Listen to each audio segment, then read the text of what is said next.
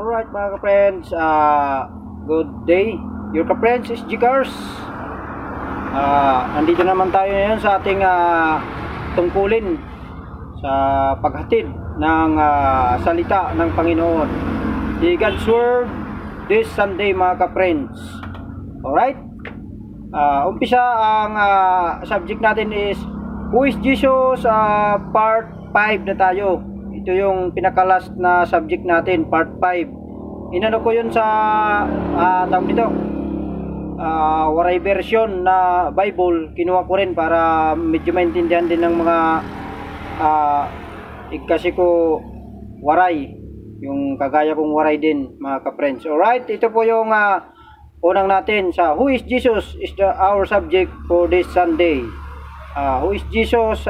Part 5 mga ka-friends. Alright, Revelation chapter 1 verse 18 mga ka-friends. Okay, who is Jesus? Revelation chapter 1 verse 18. Sabi dito, Revelation chapter 1 verse 18. I am the living one. I died, but look, I am alive forever and ever, and I hold the keys of death and the grave. So, yun mga ka-friends, Revelation chapter 1, verse 1 to 18. Sabi dito sa waray version naman, na sinalin ko na lang, sabi dito, ginpadayag, Kapitulo 1, versikulo 18. Ako, amo an buhi. Namatay ako nganya na, buhi na ako, hakadayunan. Ada haubos, han akon gahum, an kamatayon, ngan an kalibutan, han mga patay. Right? Yan ang who is Jesus sa subject natin ngayon mga ka-friends. So, inano natin sa waray, translate din. So, next mga ka-friends, John chapter 6 verse 35.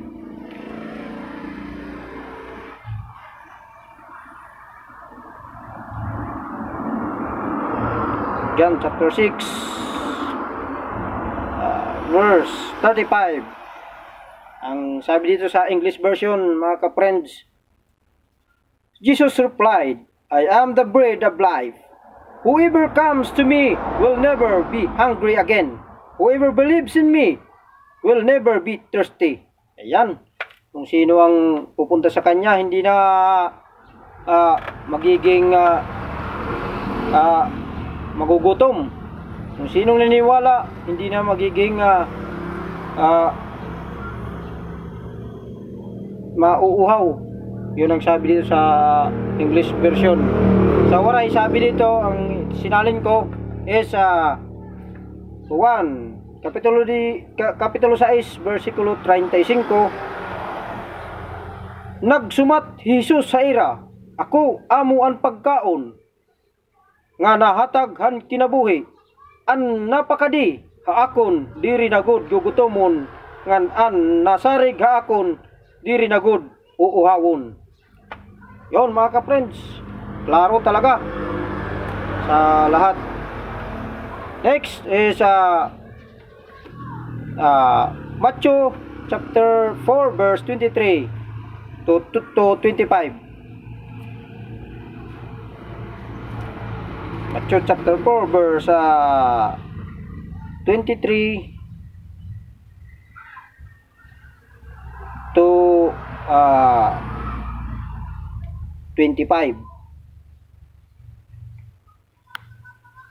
Ang sabi dito mga ka-friends ko, sabi dito, mga ka-friends, mga kapatid, lahat na yun, sabi, Jesus traveled throughout the region of Galilee, teaching in the synagogues and announcing the good news about the kingdom, and he healed every kind of disease and illness.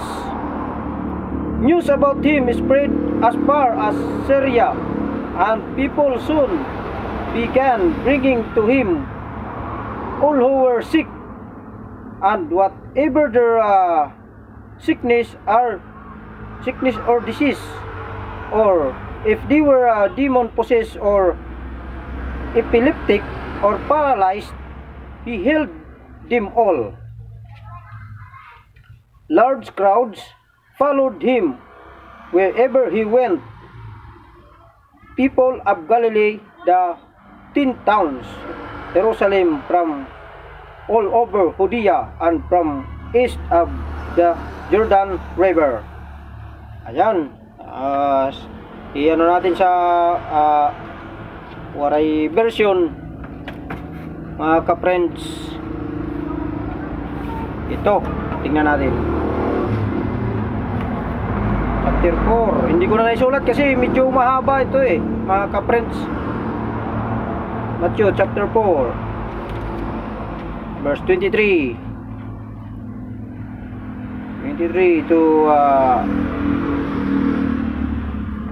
23 to 25. Mateo kapitulo 4 versikulo 23 nga daha 25. Nasiring adi. Nagsudoy Jesus abugos nga Galilea ngan nagtudduhiya didto han ira ang mga sinaguga, nagwalihan maupay nga sumat han ginhadian, ngan nagtambal han magkalain-lain nga mga sakit, ngan mga balatian han mga tawo. Naibantog iya habugos nga Syria, sanglit gindara kada haiya an nga tanan nga mga nag-antos hin magkalain-lain nga sakit og balatian, mga sinasangkayan, mga buntugon ngan mga lulit. Gintambal hira nga tanan ni Jesus. Damo nga mga tawo in nagsunod haiya tikang ha Galilea, ngan ha Decapolis, ha Jerusalem, ha Judea, ngan ha tuna nga tabuk han Jordan. Alright, ito nagwali ya mga sinagoga, mga ka-friends. Yung sinagoga, yun ang pinaka sa atin yung baga chapel. Yun, ibig sabihin ng sinagoga, chapel or simbahan. Doon nagwali, tapos nag-heal sa mga naggamot siya sa mga may sakit, ganun. Mga ginagawa niya, demon possessed, yung mga kumbaga na sasapian, awinaray ginsasangkayan, mga magraot yung mga espirituhanon. Ito mga ka-friends, mga kabugtuhan kan Kristo. O sige, mga kadikitahan sunod. Ang next is 1 chapter 14 verse 6.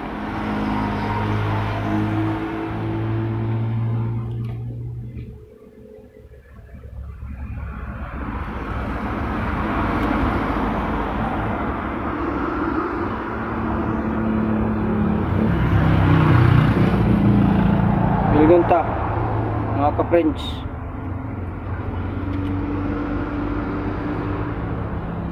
Chapter 14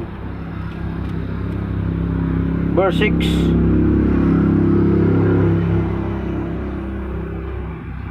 Sabi dito, Jesus told him, I am the way, the truth, and the life. No one can come to Father except through me. O, di ba? Ganun lang na bigla tayo, mga ka-friends. Sabi niya, I am the way, the truth, and the life.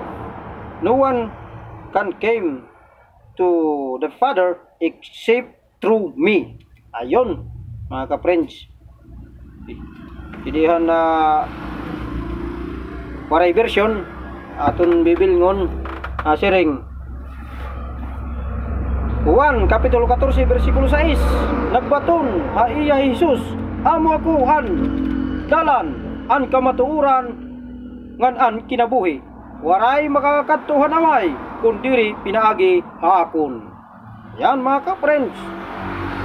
Klaro kayo. Kumbaga sa waray version, very clear talaga. English and sa waray nagkalo-halo na tayo. Pero importante na intindihan natin, mga ka-friends, kung ano yung pinapaabot sa atin ng Panginoon sa atin. Huwag lang tayong tatamarin kasi siya talaga yung may-ari ng buhay natin. Kaya kailangan magsilbi tayo sa Kanya. kahit sa ganitong pamamaraan na lang mga ka-friends. SG Cars, your ka-friends. Okay, continuous tayo. Tayo sa John chapter 16 verse 33.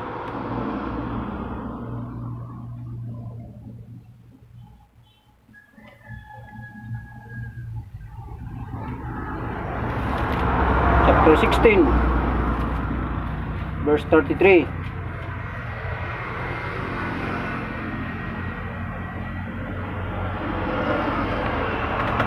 Okay, ito yun na yung last part natin mga ka-friends ng Who is Jesus. John chapter 16 verse 33. Sabi dito, I have told you all this so that you may have peace in me. Here on earth you will have many trials and sorrows, but take heart, because I have overcome the world. Okay, ulitin natin mga ka-friends. John chapter 16 verse 33. Sabi, I have told you all this so that you may have peace in me. Here on earth you will have many trials and sorrows, but take heart, because I have overcome the world. Right? Kumbaga dito sa Waray version, basahin natin mga ka-friends. Sabi Juan Kapitulo 16 versikulo 36. So ito yung mga pinagsusulat ko kasi medyo maiksi lang naman siya. Ito yung last part natin sa Who is Jesus ngayon mga ka-friends. Yung subject natin na Who is Jesus. Okay? Answering nga di Juan Kapitulo 16 versikulo 33. Naging sumat ko ini haiyo basi mamayada niyo kamurayaw pinaagi hinpakigusa ha akon pagpaantuson kamo han kalibutan. Pagpapaantuson kamo han kalibutan, kundi pagmaisog kamo gindaog ko na ang kalibutan. Alright? Otro, para natin ulit natin para na maintindihan masyado. Juan Kapitulo 16 versikulo 36. Juan Kapitulo 16 versikulo 33. Iginsumat ko ini haiyo basi mamayada niyo kamurayaw pinaagihin pakig-usa ha akon pagpapaantuson kamo han kalibutan, kundi pagmaisog kamo gindaog ko na ang kalibutan. Alright mga ka-friends, so kinahanglan kahit anong mga trials, mga pagsubok sa buhay natin, so kailangan natin lumaban tayo, magtiyaga tayo, kung ano mga makapaghihirap natin mga trials, so tiisin natin. Ang sabi ni Jesus Christ, lahat ng yan na-overcome niya, no, gindaog na niya ang kalibutan. So kung ma-survive natin yan, ibig sabihin hindi na tayo ang kahirapan na yan magiging mapapalitan ng kaginawaan yan mga ka-friends. Magtiwala na lang tayo sa may kapal. In Jesus name we pray mga ka-friends. Amen. Alright, that's all for our subject, last subject for Who is Jesus this Sunday mga ka-friends, mga kaibigan, mga kapatid. Alright, your ka-friends SG Cars saying thank you for tuning in and viewing to our fellowship here in our Facebook mga ka-friends. Alright, online fellowship. Your ka-friends SG Cars. Thank you. Good day.